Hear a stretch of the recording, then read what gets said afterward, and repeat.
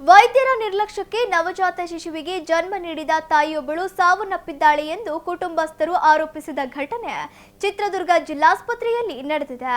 ಚಿತ್ರದುರ್ಗ ಜಿಲ್ಲೆಯ ಚಳ್ಳಕೆರೆ ತಾಲೂಕಿನ ಬೊಮ್ಮನಕುಂಟೆ ಗ್ರಾಮದ ಶಿಲ್ಪಾ ಮೃತ ಮಹಿಳೆ.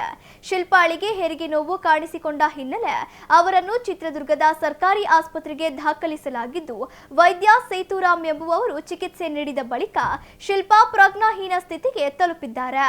ಬಳಿಕ ಇತರೆ ವೈದ್ಯರು ಅವರಿಗೆ ಎಲ್ಲಾ ರೀತಿಯ ಚಿಕಿತ್ಸೆ ನೀಡಿದರೂ ಚಿಕಿತ್ಸೆಗೆ ಸ್ಪಂದಿಸದೆ ಶಿಲ್ಪಾ ಮೃತಪಟ್ಟಿದ್ದಾಳೆ. ಆದರೆ ಶಿಲ್ಪಾಳ ಸಾವಿಗೆ ವೈದ್ಯರ ನಿರ್ಲಕ್ಷ್ಯವೇ ಕಾರಣ ಎಂದು ಆರೋಪಿಸಿ ಕುಟುಂಬಸ್ಥರು ಹಾಗೂ ದಲಿತ ಸಂಘಟನೆಗಳು ಆಸ್ಪತ್ರೆ ಎದುರು ಪ್ರತಿಭಟನೆ ನಡೆಸಿದರು.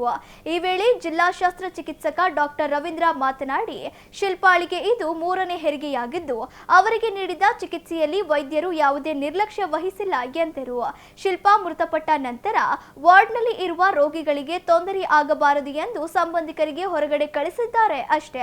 ಯಾರು ಕೂಡ ರೋಗಿಯನ್ನು ನೇರವಾಗಿ ವಾರ್ಡ್ನಿಂದ ಶವಗಾರಕ್ಕೆ ತೆಗೆದುಕೊಂಡು ಹೋಗಿಲ್ಲ. ಮೊದಲಿಗೆ ಅವರನ್ನು ಐಸಿಯುವಿಗೆ ಸ್ಥಳಾಂತರಿಸಿ ಬಳಿಕ ಸಂಬಂಧಿಕರಿಗೆ ಮಾಹಿತಿ ನೀಡಿ ನಂತರ ಶವಗಾರಕ್ಕೆ ಕಳುಹಿಸಲಾಗಿದೆ ಎಂದರು. ವೈದ್ಯರ ನಿರ್ಲಕ್ಷ್ಯದಿಂದಲೇ ಶಿಲ್ಪಾ ಸಾವಿಗೀಡಾಗಿದ್ದಾರೆ ಎಂದು ಪೋಷಕರು ಆರೋಪಿಸಿದ್ದು, ಈ ಕುರಿತು ಸೂಕ್ತ ತನಿಖೆ ನಡೆಸಿ ಯಾರಾದರೂ ತಪ್ಪು ಮಾಡಿದರೆ ಅಂತವರ ವಿರುದ್ಧ ಕಠಿಣ ಕಾನೂನು ಕ್ರಮ ಕೈಗೊಳ್ಳಲಾಗುವುದು ಎಂದರು.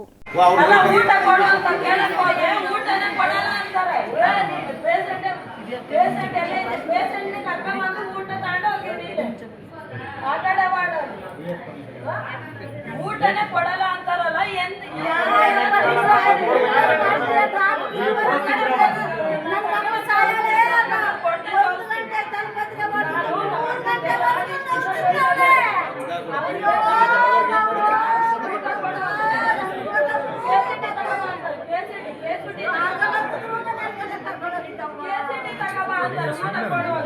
ಬರಲೇಬೇಕು ಬರಲೇಬೇಕು ಬರಲೇಬೇಕು ಬರಲೇಬೇಕು ಎತ್ತಕ್ಕಾಗಿ ಹೋರಾಟ ನ್ಯಾಯಕ್ಕಾಗಿ ಹೋರಾಟ ಎತ್ತಕ್ಕಾಗಿ ಹೋರಾಟ ನ್ಯಾಯಕ್ಕಾಗಿ ಹೋರಾಟ. ಅಮಾಯಕ ಜೀವಗಳನ್ನು ಬಲಿ ಪಡೆಯುತ್ತಿರುವ ಚಿತ್ರದುರ್ಗ ಜಿಲ್ಲಾಸ್ಪತ್ರೆಗೆ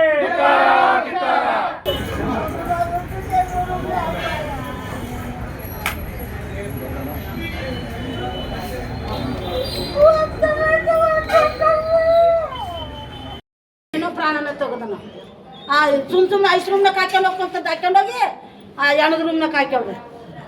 ಇವಾಗ ಐಸ್ ರೂಮ್ನಾಗ ಇರ್ಬೇಕಲ್ಲ ನನ್ನ ಮಗಳು. ಎಲ್ಲ ಹೇಳವ್ರೆ, ಪೊಲೀಸ್ನವ್ರು ಹೇಳವ್ರೆ, ಎಲ್ಲರೂ ಹೇಳವ್ರೆ ಐಸ್ ರೂಮ್ನಾಗ ಐತೆ ಐಸ್ ರೂಮ್ನಾಗ ಐತೆ ಡಾಕ್ಟ್ರ್ ಹೇಳವ್ರೆ.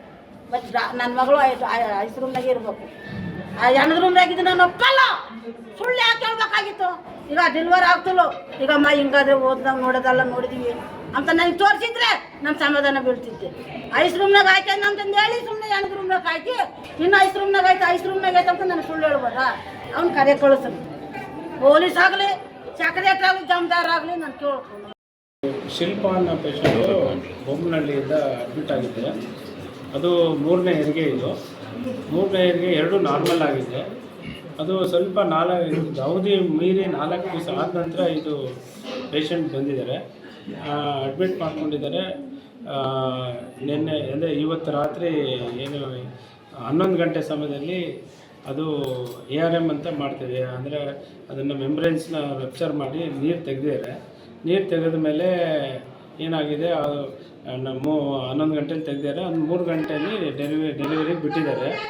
3 ಗಂಟೆಯಲ್ಲಿ ಮಗು ಡೆಲಿವರಿ ಆಗಿದೆ. ಡೆಲಿವರಿ ಆಗೋ ಟೈಮಲ್ಲಿ ಡಾಕ್ಟ್ರುಗಳು ಎಲ್ಲ ಸೇರಿ ಹೆರಿಗೆ ಮಾಡಿಸಿದ್ದಾರೆ.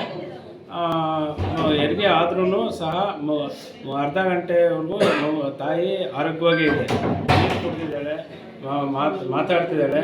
ಅರ್ಧ ಗಂಟೆ ನಂತರ ಅದು ಪೇಷಂಟಿಗೆ ಸ್ವಲ್ಪ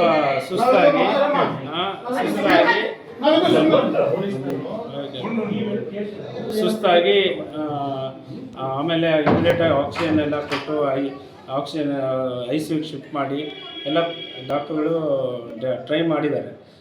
ಇದು ಅನ್ಎಕ್ಸ್ಪ್ಲೈನ್ಡ್ ಆಗಿ ಅಥವಾ ಇದು ಸಡನ್ನಾಗಿ ಡೆತ್ ಆಗಿರೋದ್ರಿಂದ ಇಲ್ಲಿ ಯಾವುದು ಎಮರೇಜ್ ಆಗಿದ್ದರೆ ಏನಾದರೂ ನಾವು ಮಾಡಿ ರಕ್ತ ಹಾಕಿ ಏನಾದರೂ ಮಾಡಿ ಅದನ್ನು ಬದುಕಿಸೋ ವ್ಯವಸ್ಥೆ ಆಗ್ತಾಯಿತ್ತು. ಮೊದಲನೇದಾಗಿ ನಾನು ತಾಯಿ ಏನು ಮರಣ ಹೊಂದಿದ್ದಾರೆ ಶಿಲ್ಪಮ್ಮ ಅವರ ಒಂದು ಏನು ಮರಣ ಆಗಿದೆ ಅದನ್ನು ವಿಷಾದವನ್ನು ವ್ಯಕ್ತಪಡಿಸ್ತೇನೆ. ಯಾಕೆಂತ ಹೇಳಿದ್ರೆ ನಿನ್ನೆ ಈ ಶಿಲ್ಪಮ್ಮ ಅನ್ನೋ ಮಹಿಳೆ 3ನೇ ಹೆರಿಗೆ, ಮೊದಲನೇದು 2 ಕೂಡ ನಾರ್ಮಲ್ ಡೆಲಿವರಿ ಆಗಿದೆ. ಈ 3ನೇ ಹೆರಿಗೆಗೆ ಅವರು ಪೋಸ್ಟ್ ಡೇಟೆಡ್ ಅಂದರೆ 4 ದಿವಸ 5 ದಿವಸ ಲೇಟ್ ಆಗಿದೆ. ಸೊ ಅಂತೇಳ್ಬಿಟ್ಟು ಬಂದಿದ್ದರು. ಅವರಿಗೆ ನಾವೆಲ್ಲ ನೋಡಿಬಿಟ್ಟು ಬರಲಿಕ್ಕೆ ಔಷಧಿಯನ್ನು ಹಾಕ್ಬಿಟ್ಟು ನಾರ್ಮಲ್ ಡೆಲಿವರಿ ಮಾಡಿಸೋಣ ಅಂತ ಹೇಳ್ಬಿಟ್ಟು ನಾವು ಪ್ಲ್ಯಾನ್ ಮಾಡಿ ಅದೇ ಪ್ರಕಾರ ಟ್ರೀಟ್ಮೆಂಟ್ ಕೊಟ್ಟಿದ್ವಿ. ಸೊ ನಂತರ ಅದು 7 ಗಂಟೆಗೆ ಔಷಧಿ ಹಾಕಿದ್ವಿ. ಮಧ್ಯರಾತ್ರಿ ಎಲ್ಲ ಮೈ ಪೇನ್ ಬಂದಿದೆ. 3:15ಗೆ ನಾರ್ಮಲ್ ಹೆರಿಗೆ ಆಗಿದೆ. ಮಗುನೂ ಕೂಡ ಸ್ವಲ್ಪ ಡಿಸ್ಟ್ರೆಸ್ ಇತ್ತು. ಇಮಿಡಿಯೇಟ್ಲಿ ಡೆಲಿವರಿ ಆಗಿದೆ. ಅದು ಡೆಲಿವರಿ ಆಗಿ ಇನ್ನೂ ಒಂದು ಅರ್ಧ ಗಂಟೆ ಒಳಗಡೆ ಕೆಳಗಡೆ ಸ್ವಲ್ಪ ಸ್ಮಾಲ್ ಟೇರ್ಸ್ ಇತ್ತು. ಅದನ್ನು ನಮ್ಮ ಪಿ ಜಿ ಡಾಕ್ಟರ್ ಸೇತುರಾಮ್ ಅಂತ ಇದ್ದರು.